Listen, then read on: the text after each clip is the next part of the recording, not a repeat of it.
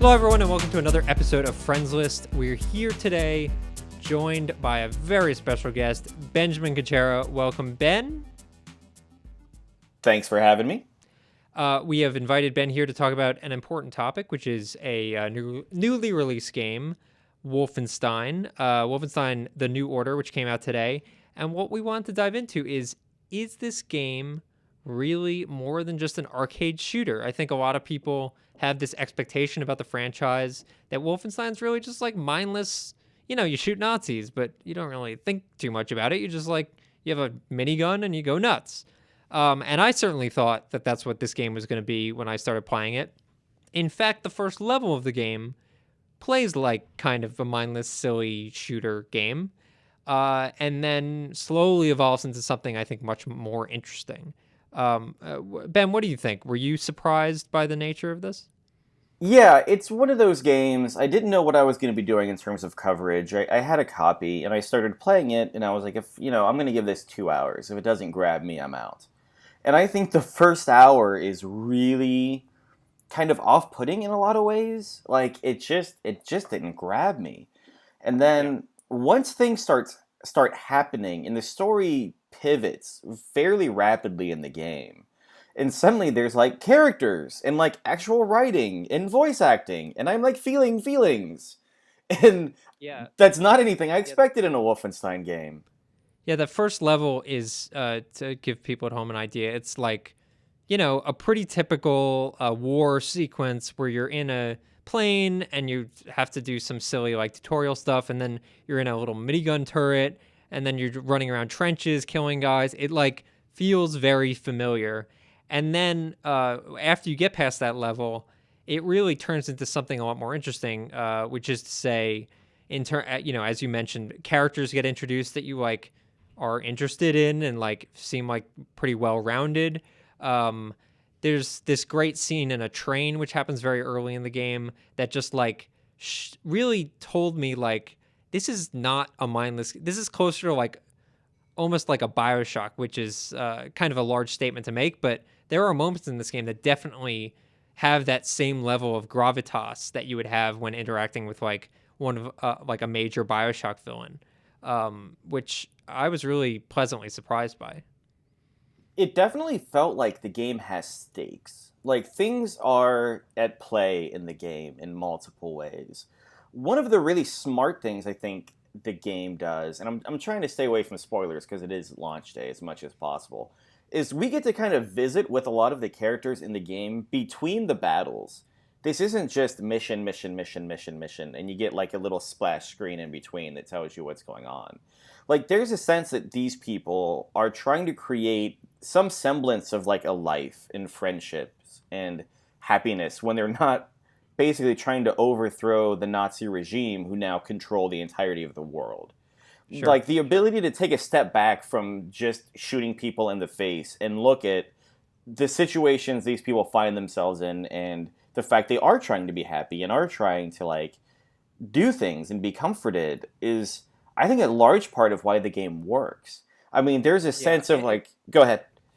I was going to say, talking about like structurally, in a way, I don't think it's a spoiler to say it's somewhat similar to Dishonored, which is to say there's like a location that you return to after a lot of the missions, and in that location you really are like, you can spend time with these characters, and I think it's even more effective with fleshing out those characters than a game like Dishonored, where like none of those characters really jumped out to me necessarily except for maybe one or two, whereas here it's like an entire cast that will then also appear in some of the missions that you're on. It like really makes it feel much more like a cohesive product rather than, oh, I go on a mission and it's like a totally one-off thing, could just as well be set on the moon, whereas, another mission is in a totally different location. Here, like each and every quest feels very tied into one another.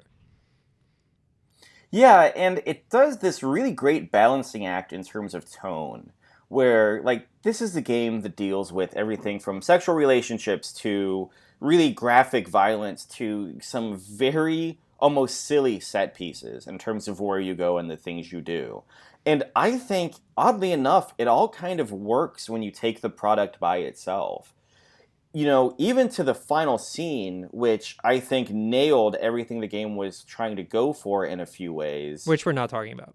which we're not talking about. Hmm. It all works as this cohesive, kind of all over the place product that seems almost stupidly ambitious about what it goes for, but it all felt like part of one kind of world. Yeah. It's a really really interesting thing, and I think it speaks really well to the talents of everyone involved that they were able to hit all these very different emotional and gameplay notes and have it be interesting through the entire thing. Sure.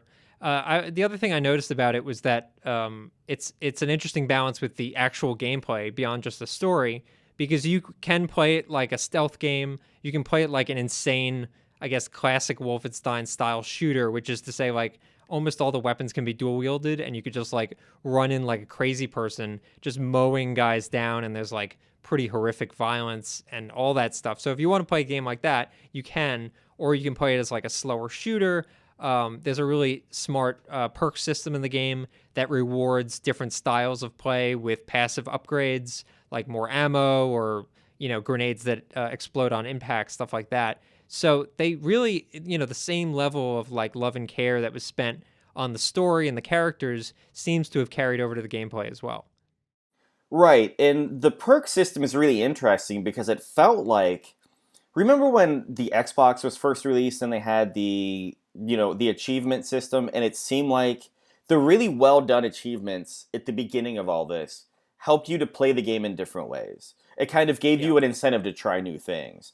And the perk system does that very well. Like if you're playing stealth, you have an excuse to like try to take down a few people using dual wielded weapons to try to get to the other perks. Like if you want to unlock everything the game has to show you, you have to use almost all of the weapons in many different ways, which I thought was hyper smart. It guides you a little bit. Yeah, I know. I thought that was great. I would say my only issue with the perk system is that, like for me at least, like every stealth perk was unlocked after the first level. So it seemed a little balanced, a little bit weirdly. Some of the other perks are smart in that they require like guns that only appear later in the game, so they do lock that stuff off. But a part of me would like, I don't know, maybe a little more range in some of those perks. But that's a minor complaint. I think the idea itself is really, really smart. Yeah, and there were some perks that require you to unlock other ones, and then you have to go down the list, and some of them just felt really, really hard to me, or Yeah. required you to be thinking about them for a very long time. Yeah, I'm a little obsessive, and I'll just like spend an entire area just like working on perks just so I don't have to worry about it anymore. But it's interesting because so many of the weapons have, a secondary way to fire them. You can turn it into a rocket launcher, or, one of the guns can be a tool or a weapon, and you can cut your way through certain things. And when you're dual wielding, like with the assault rifle, which could also be a rocket launcher, you can turn your right handed gun into a rocket launcher, keep the left handed gun in the assault rifle, and then you almost have a loadout in a way. Like Yeah. it really rewarded you playing with the system and trying to find interesting ways to play and just fun things, I thought. And it's so rare to see. You got to have all of your weapons. You don't just Yeah. pick two. There Yeah. you have to go for the health packs because your health is taken away in increments of 20. Yeah, and that was actually another thing that made me think it was going to be more of a classic shooter is that like there are health packs in the game. You'll recharge a little bit of your health, but to fill it all the way, you need health packs, and there's like armor that you pick up. It's like very traditional. I mean, again, in the style of the original Wolfenstein games, very traditional in that way, but it's melded with these modern gameplay elements that just make it much more engaging. And if you press down on the D-pad, I mean, it brings up a map.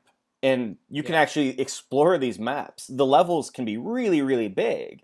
And there's things, at least for me, that if I didn't bring up the map, I wouldn't know that I didn't see.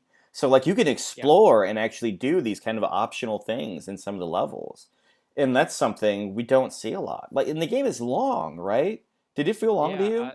you? So I haven't finished the entire game yet. I'm about 5 or 6 hours in, and but what I've heard is it's about 20 hours in total, which is it's exceptionally long for a shooter. Like generally shooters maybe 8 hours tops.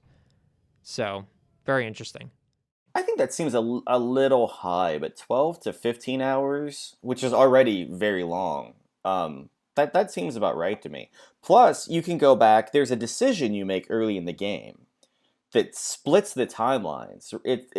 Isn't that how they discuss it, basically, that there's certain things that happen in one timeline and Yeah, other things so that... there's a decision you make in the first level, essentially. I mean, you're essentially choosing between two different people, and one dies and one lives. And you can play through all the levels, and throughout all those levels, there'll be minor changes and like certain areas that you can only unlock if you're in one of the timelines. So for people that are like obsessive with like seeing every little bit, it does sort of encourage some replay, and it is an interesting way to, keep things, add some variety to it. But Plus, again, it really introduces, again, the idea of stakes really early. Like, these people are gonna die. People die throughout the course of the game. Yeah, it's very grim. It's I would say the darkest in tone that any Wolfenstein game has had, and that's saying a lot because a lot of those games are very, very dark. But this one even though there's like robot dogs and stuff, feels very realistic, and a lot of that is the characterization and the plotting. But it's like it's a downer. It's a lot of fun to play, but like the game as a whole is like very intense and honest about how bleak a world would be if the Nazis won. And so, yeah, I think they really did an amazing job with it. I think it kind of came out of nowhere. I was very surprised by how good it is. I know a lot of people have been like that, but I mean, that's good. It's been very slow for game releases, especially shooters of late. So I think we're all very lucky to have it. Yeah, it was interesting because I think a lot of people were hopeful about it, especially those of us who grew up on Wolfenstein games, and there's been a lot of really good ones. But, like, the more hours, I think, and a lot of people on the Polygon staff have been playing this, and everyone, it's almost like we were caught doing something wrong. People go up to each other and be like, so, like, you really like this, right? Everyone is surprised by just how good it is and how much we've been enjoying it. And you kind of are, like, checking in with other people to make sure you're not insane. Yeah, that you didn't go nuts. Right. It's so much better than what anyone was expecting. Yeah. So I guess with that in mind, obviously you at home can decide whether you're going to go out and buy it. But I think generally we all really, really like it. Definitely worth trying out at the very least, whether that's a rental or if there's a demo. I don't know that there's a demo yet. But thank you so much for joining us, Ben. Well, thank you for having me. And thank you to you at home for watching. We are here at Friends List every weekday at 4 p.m. Eastern, so make sure you tune back. And we will be here delivering all the news and topics and everything else that gets you up in the morning. Also, we're really nice and friendly. Take care.